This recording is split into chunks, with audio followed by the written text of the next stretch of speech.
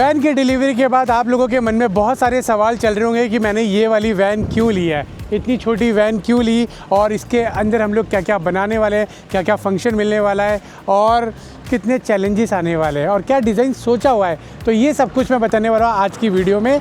तो चलो शुरू करते हैं आज का vlog. Welcome back to my YouTube channel, my name is Sam और आप देख रहे हैं राइडिंग विद पीस।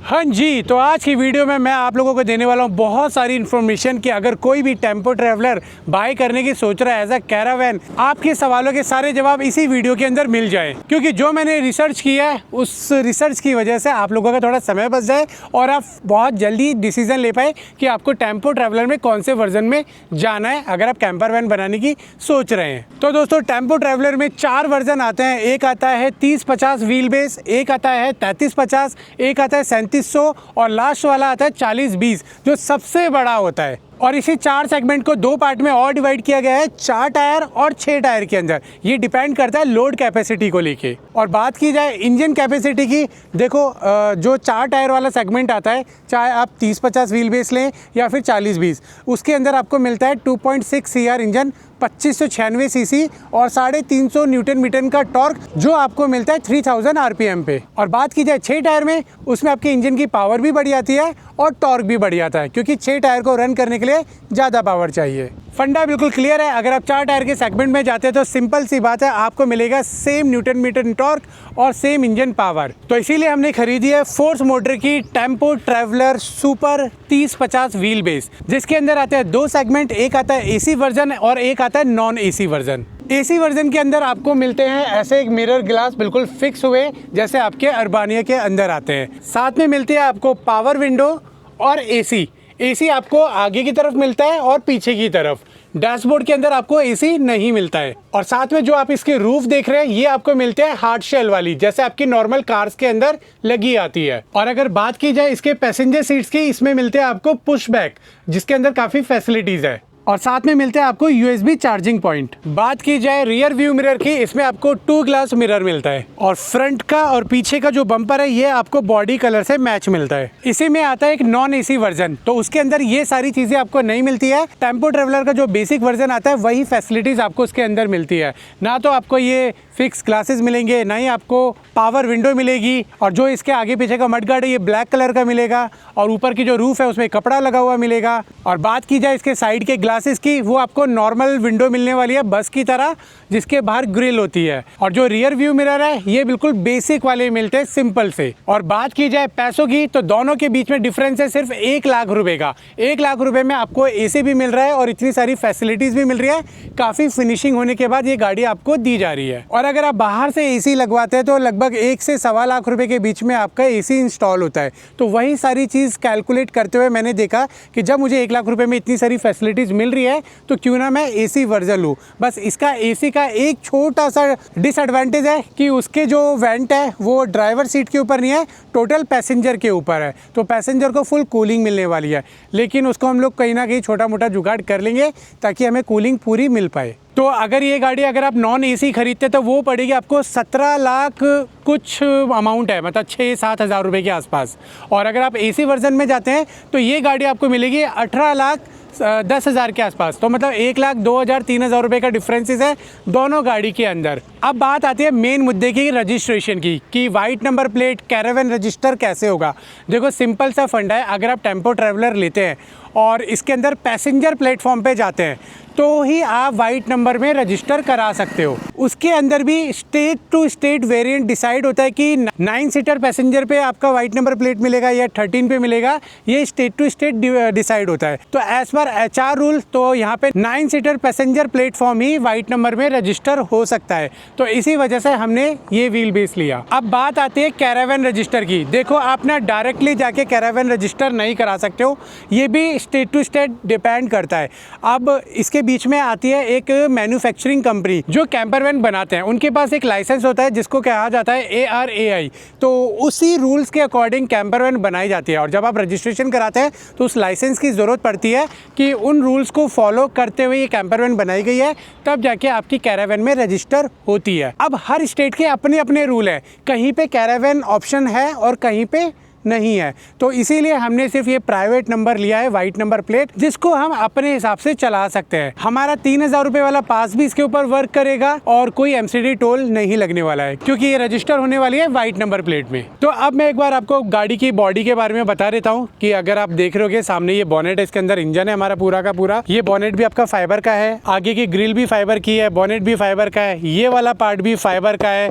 और इसके बाद बात की जाए गेट की और इसकी, ये आपका लोहा है, और पीछे वाला बम्पर भी आपका फाइबर का बना हुआ है। ये आपको मैं क्लियर बता रहा हूँ, पहले मुझे लगा था ये सब लोहा होगा, लेकिन ये सब फाइबर है आगे का पूरा हिस्सा। अब बात की जाए साइड लुक की, तो ये फिक्स मिरर है। अब हम इनको अपने हिसाब से रिमूव करके इसके अंदर सेटिंग कर सकते हैं। तो बात की जाए इस गाड़ी की हाइट की, तो जितने भी टेम्पो ट्रैवलर के सेगमेंट आ रहे हैं सबकी हाइट सेम है, एज इट इज सेम इसकी भी हाइट है। और अगर लंबाई की बात की जाए तो 15 फीट की लंबाई है, और अगर चौड़ाई की बात की जाए तो 6.25 फीट की चौड़ाई है। अब देखो, सबसे पहले देखा जाता है गाड़ी के अंदर टर्निंग रेडियस कितना है। तो अगर बात की जाए हाइलेक्स की तो उसका है 6.4 मीटर, और इस 30-50 टेम्पो ट्रेवलर की बात की जाए तो इसका है 3 मीटर। ग्राउंड क्लियरेंस की बात की जाए तो इसमें मिलता है हमें 200 mm का ग्राउंड क्लियरेंस, और हाइलेक्स में मिलता है 220 mm का ग्राउंड क्लियरेंस। अगर मैं इसको इसूजू के साथ कंपेयर करूँ तो ये गाड़ी लंबाई में इसूजू से छोटी है, लेकिन इसकी हाइट ज़्यादा है, तो इसीलिए मेरे को पार्किंग का इशू अभी फेस करना पड़ रहा है। देखो, मैं इस गाड़ी को इसूजू हाइलेक्स के साथ कंपेयर नहीं कर रहा हूँ। कुछ चीज़ें टेक्निकल चीज़ें होती हैं, जब हम ट्रैवल करते तो हमें उन चीज़ों के बारे में पता होना चाहिए। तो बस वही चीज़ें मैं एज अ कंपैरिजन करके आपको बता रहा हूँ कि आपको इस गाड़ी को लेने के बाद कहाँ कहाँ आपको प्रॉब्लम फेस होने वाली है और किन किन चीज़ों में आपको बेटर फ़ायदा होने वाला है। बाकी इंडिकेटर नॉर्मल इसके अंदर हमें हेडलाइट मिल जाती है, साथ में इसमें फॉग लैम्प भी लगे हुए मिल जाते हैं। बेसिक प्रोजेक्टर लैंप्स नहीं है इसके अंदर, सिंपल हेलोजन लाइटें लगाई हुई है। तो ये तो थी इसके एक्सटीरियर वाली बातें जो हमें सिंपल इस तरीके से देखने के लिए मिलता है। बाकी अब मैं आपको दिखाता हूँ इसके अंदर वाली चीज़ें। तो यहाँ से गेट खोलते हैं। सबसे पहले आपको यहाँ पे मिलता है बिल्कुल एलिवेटेड सरफेस, जो आप ड्राइवर सीट पे बैठेंगे और यहाँ पे आप आराम से इस तरीके से सिटिंग कर जाएंगे। गेट की बात की जाए तो ये गाड़ी की तरह लॉक नहीं होता, इसमें आपको थोड़ा दम लगाना पड़ता है। मतलब कि इसके अंदर हमें काफ़ी स्पेस मिलता है और काफ़ी चीज़ें कर सकते हैं इसके अंदर, लेकिन कुछ चीज़ों में हमें रॉ फील कराता है ये गाड़ी कि आपको थोड़ी सी मेहनत करनी पड़ेगी। लग्जीरियस आपकी उन चीज़ों में नहीं है, जैसे गेट बंद करना है, सीटिंग है और इसका इंटीरियर है, उसमें आपको लग्जीरियस नहीं मिलेगी, लेकिन बाकी चीज़ों में इसमें आपको लग्जीरियस मिल जाएगा। वो मैं आपको धीरे धीरे करके एक्सप्लेन करूँगा। तो जी बात करते हैं यहाँ पे सबसे पहले डैशबोर्ड की। तो देखो, बिल्कुल सिंपल बेसिक रॉ हमें डैशबोर्ड देखने के लिए मिलता है, क्योंकि मैक्सिमम लोग जो इसे लेते हैं वो अपना कमर्शियल यूज़ के लिए लेते हैं।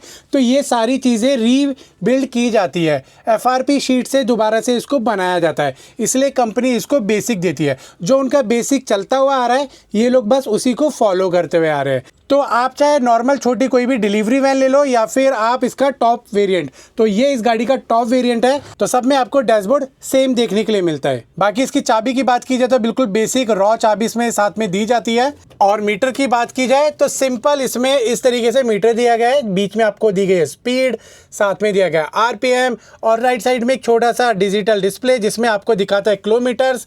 यहाँ पे आपको डेफ, उधर हीटिंग दिखा दिया, इधर हमारा डीजल दिखा दिया है। स्टीयरिंग के अंदर और कोई फंक्शन नहीं है, सिंपल एक इसका हॉर्न है। और यहाँ पे जैसे बेसिक गाड़ी के अंदर होते हैं इंडिकेटर्स, लाइट को ऑन ऑफ करने के लिए, इधर वाइपर के लिए, मिस्ट उसका यूज़ करने के लिए। ठीक उसके नीचे यहाँ पे दिया गया लाइटिंग ऑप्शन। यहाँ पे ये डेफ है, जो DPD फिल्टर लगा हुआ है उसको क्लियर करने के लिए इसमें बटन दिया गया है। As you know, BS6 second version के अंदर एक फ़िल्टर लगा दिया गया था जिससे पोल्यूशन कम किया जा सके तो वो फ़िल्टर भी इसके अंदर लगा हुआ है, लेकिन उसको क्लीन करने के लिए ये बटन दिया गया है। तो वो मैं कंपनी से पूछूंगा कि कैसे यूज़ किया जाता है, ताकि हम लोग इसको टाइम टू टाइम क्लियर कर पाए और हमें कोई प्रॉब्लम फेस ना करनी पड़े।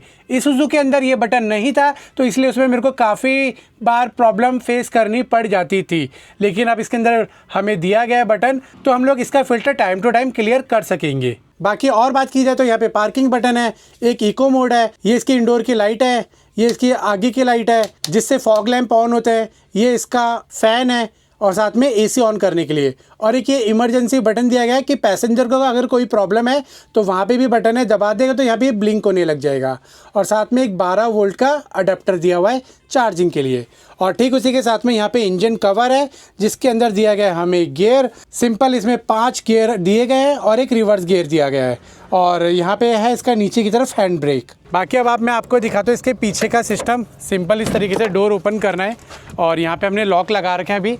और हेलो, क्या हो रहा है? और इसका दूसरा डोर ओपन करने के लिए हमें ये लीवर ऊपर करना है और यहाँ पे इसको खोल देना है।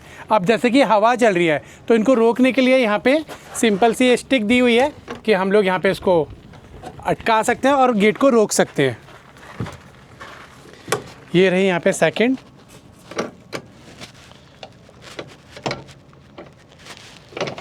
बस दैट्स इट। ये हमारी विंडो लॉक हो गई, तो अब हम लोग पीछे के डोर्स खोल के अपन यहाँ पे रिलैक्स कर सकते हैं। मतलब मैंने बोला ना, कुछ चीज़ों का फ़ायदा है तो कुछ चीज़ों का नुकसान है। हर गाड़ी में आपको फुल सेटिस्फिकेशन नहीं मिल सकती, तो इसीलिए अलग अलग वेरिएंट में आपको ट्राई करते रहना पड़ेगा। तो जी, ये तो थी थोड़ी सी टेक्निकल चीज़ें जो मैंने आपके साथ शेयर कर दिया है। आप कोई सी भी गाड़ी लेते हो तो आपको ये सारी चीज़ें देखनी पड़ेंगी अगर आप ट्रैवल हॉलिक हो, है ना। तो आपको ये चीज़ें गाड़ी में देखनी पड़ेगी, आपको ट्रैवल करते वक्त कोई भी प्रॉब्लम ना आए। तो अब बात की जाए कि हमने ये छोटा सेगमेंट क्यों लिया, इससे बड़ा सेगमेंट हमने क्यों नहीं लिया। तो पूजा तुम बताओगी या मैं बताऊं? आप ही बताओ। चलो थोड़ा सा मैं बता देता हूँ, क्योंकि थोड़ा सा टेक्निकल चीज़ है। देखो, जब ड्राइवर ड्राइव करता है ना, तो उसके पेशेंस लेवल को चेक किया जाता है ड्राइविंग के अंदर, कि आप कितनी जल्दी पैनिक करते हो या फिर आपके अंदर कितना होल्ड रखने का एक जो क्या स्ट्रेस लेवल होता है उसको होल्ड रखने का आपके अंदर पेशेंस है। देखो, अगर मेरी बात की जाए तो मैं बाइक वगैरह आराम से चला लेता हूँ, मुझे उसमें बिल्कुल भी एंजाइटी और पैनिक सिचुएशन जैसी फीलिंग कभी नहीं आती। लेकिन बात की जाए 4 व्हीलर की तो मैं बहुत जल्दी घबरा जाता हूँ, क्योंकि इसको ना सबसे ज़्यादा मेरे से जो गुस्सा है, नफ़रत है, वो इसी चीज़ की है कि ये बोलते हैं कि चलो चलते हैं, मार्केट चलते हैं, घूमते हैं। तो मैं इसको हमेशा बोलता हूँ, यार स्कूटर पे चलते हैं या बाइक पे चलते हैं, कभी नहीं निकालते गाड़ी नहीं, क्योंकि मेरे बस की नहीं है ट्रैफिक में गाड़ी घुसा के वो सिचुएशन झेलना। क्या हुआ, नीचे कोई है? नहीं, हवा चल रही है। तो बस कहाँ से गिर रहे हैं? ये ऊपर से गिर रहा है। तो बस यही है मेरे साथ में प्रॉब्लम कि मैं 4 व्हीलर चलाने में ट्रैफिक में मैं अवॉइड करता हूँ। बस 2 व्हीलर चला लो, कोई प्रॉब्लम नहीं है। हाँ। तो सबसे पहला रीज़न तो हमारा यही था कि अपन एक ऐसी गाड़ी ले, छोटा सेगमेंट, कि हमें एक तो पार्किंग को लेके कोई इशू ना है, सेकंड ड्राइविंग में मेरे को कोई इशू ना है, क्योंकि अभी तो ये लोग मेरे साथ जा रहे हैं तो ये बैक करना, साइड में लगवाना, ये तो हेल्प कर देंगे। लेकिन जब मैं अकेला ट्रैवल करूंगा तो मुझे चाहिए एक ऐसी गाड़ी जिसको मैं मैनेज कर सकूं। यस, और इसका टर्निंग रेडियस कितना है, ये सारी चीज़ें देखते हुए मैंने सोचा कि यार 30-50 लेते हैं और इसी को हम लोग बनाएंगे।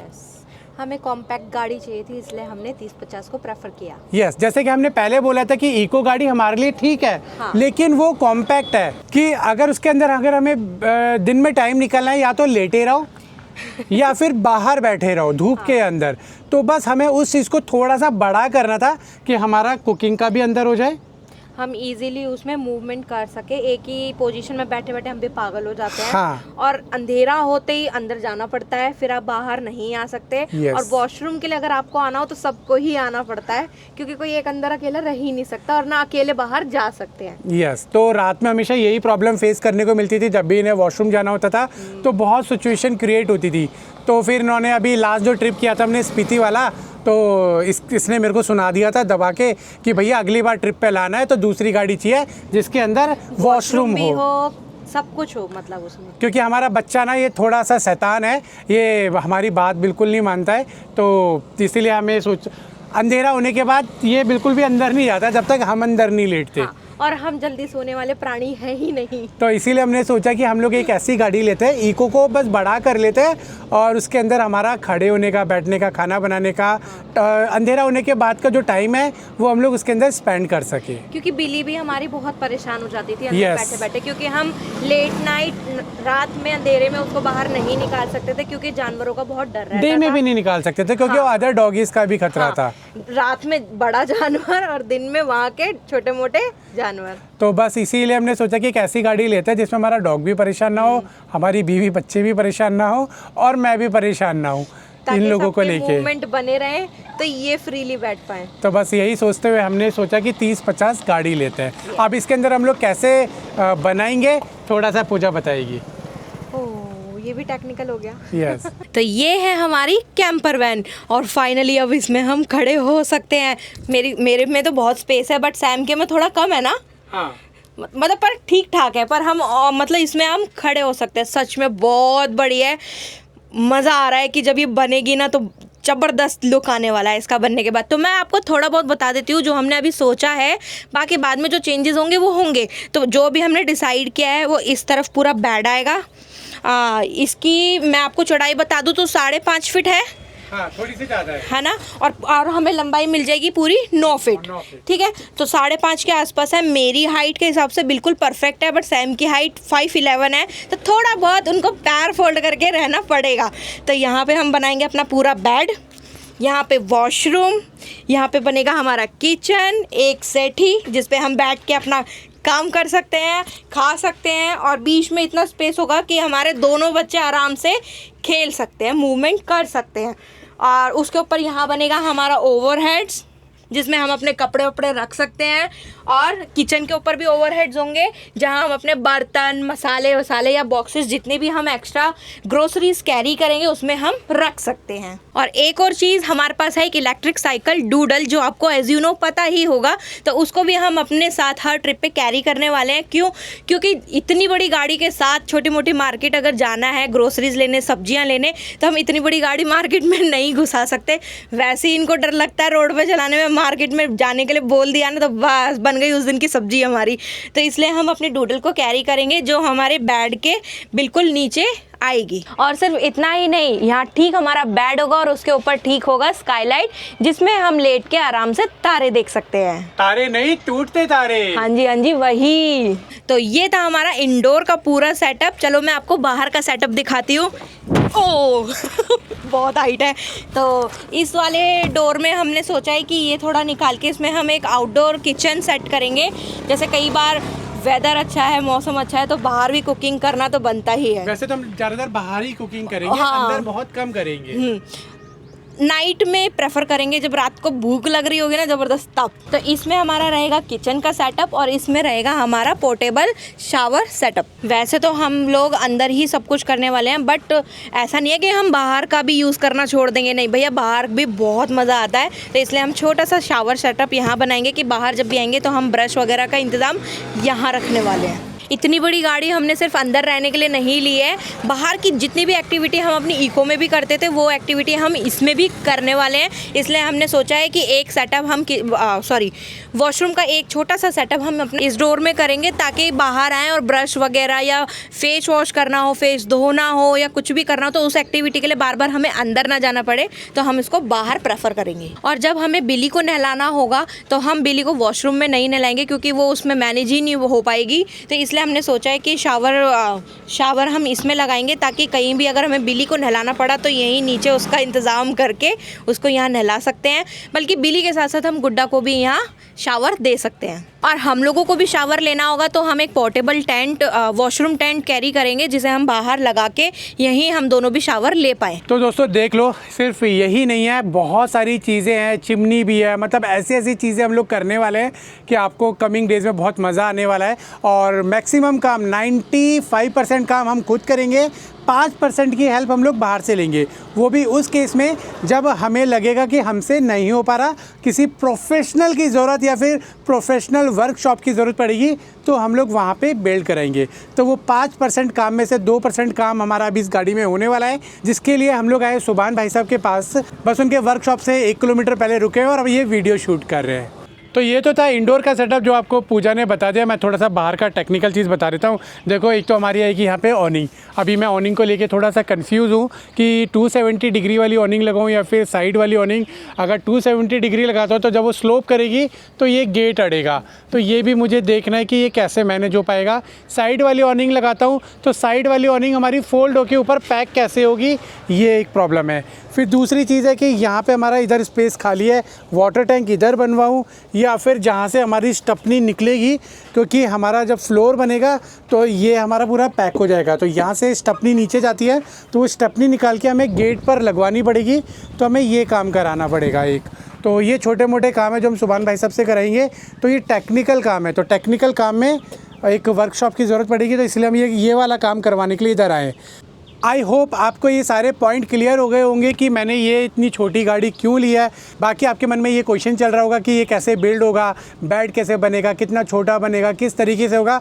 देखो, जब मैं बनाऊंगा हर एक चीज़ एक्सप्लेन करूंगा और प्रॉपर तरीके से इसके अंदर काम करने वाला हूँ, ताकि हम अपने ट्रिप के अंदर एंजॉय करें, ना कि सर दर्द बना के घूमें। तो उसी हिसाब से मैंने सारे नोट्स बना लिए हैं। तो बस शुरू हो जाओ, कमिंग डेज़ में शुरू करेंगे अपनी वैन बिल्ड करना। लेकिन मैं सोच रहा हूँ एक छोटा सा ट्रिप कर लूँ। अब क्या कहते हो, एक रॉ गाड़ी के अंदर ट्रिप कर लिया जाए या फिर सीधा वैन बिल्ड करना स्टार्ट कर दिया जाए, क्योंकि इसका नंबर 2 से 3 दिन में आएगा। तो बिना नंबर प्लेट के मैं इस गाड़ी को लेके बाहर नहीं जा सकता हूँ, क्योंकि MCD टोल वाले परेशान करेंगे। ये ज़्यादातर गाड़ी कमर्शियल में चलती है, तो वो एक्सप्लेन करना थोड़ा मुश्किल हो जाता है। जब नंबर प्लेट लग जाएगी तो कोई प्रॉब्लम आने ही नहीं वाली है। तो बस कमेंट करके बताओ कि पहले ट्रिप पे निकले या फिर सीधा वैन बिल्ड कराए, क्योंकि मेरा तो बहुत मन करे ट्रिप पे जाने का। बाकी आपके ऊपर छोड़ता हूँ, आप जैसा बोलेंगे वैसा कर लेंगे। तो इस वीडियो को यहीं तक रखते हैं। उम्मीद करता हूँ आप लोगों को सारे सवालों के जवाब मिल गए होंगे। बाकी अगर किसी का कोई भी क्वेश्चन हैं तो प्लीज़ कॉमेंट कर देना, मैं अगली वीडियो में आपके साथ शेयर कर दूँगा। तो वीडियो को लाइक कर देना, चैनल को सब्सक्राइब कर देना, इंस्टाग्राम का लिंक या डिस्क्रिप्शन में जाके फॉलो कर लो। मिलते हैं अगली वीडियो में। Till then, goodbye.